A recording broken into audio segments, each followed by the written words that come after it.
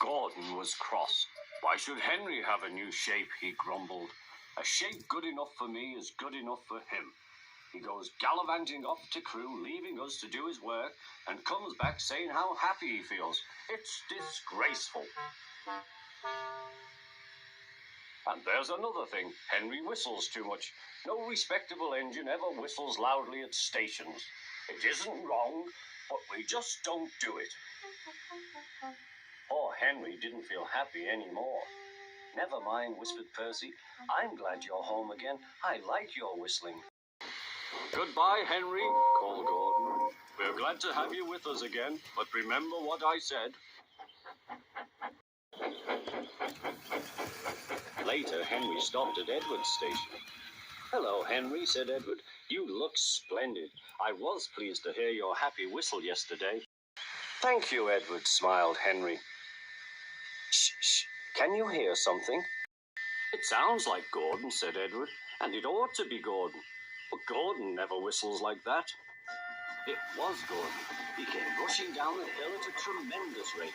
He didn't look at Henry, and he didn't look at Edward. He screamed straight through the station and disappeared.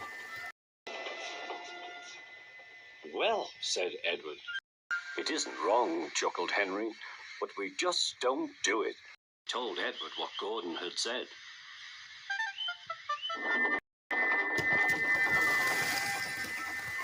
Meanwhile, Gordon screeched along the line.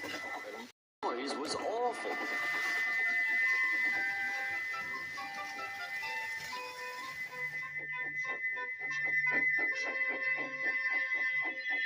At the station, everyone held their ears. The Fat Controller held his ears too. Take him away, he bellowed, and stop that noise! Gordon puffed sadly away, but he wouldn't stop whistling until two fitters climbed up and knocked his whistle valve in place. That night, Gordon slunk into the shed. He was glad it was empty. It isn't wrong, murmured Henry to no one in particular, but we just don't do it.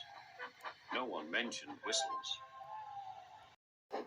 Next morning, Henry was enjoying himself enormously. I feel so well, he sang. Trickety-trot, trickety-trot on his coaches. Then he saw some boys on a bridge. Peep, peep, hello, he whistled. Oh, he called. The boys didn't wave and take his number. They thought it fun to drop stones on him instead. They've broken our glass! They've broken our glass! Sobbed the coaches. The passengers weren't hurt, but they were cross. Call the police. No, said the driver. Leave it to Henry and me. What will you do, they asked. Can you keep a secret? Yes, yes. Well then, said the driver. Henry is going to sneeze at those boys.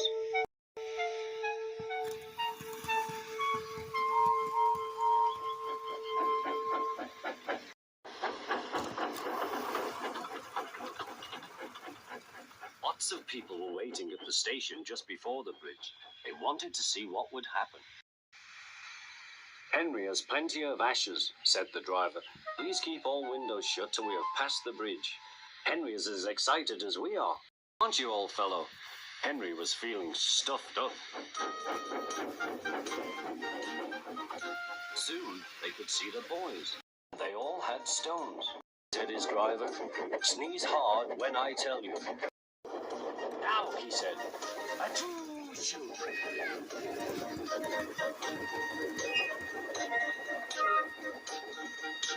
Well done, Henry, laughed his driver. Henry went home very pleased with himself. He had taught Gordon and silly boys a lesson with a whistle and a sneeze.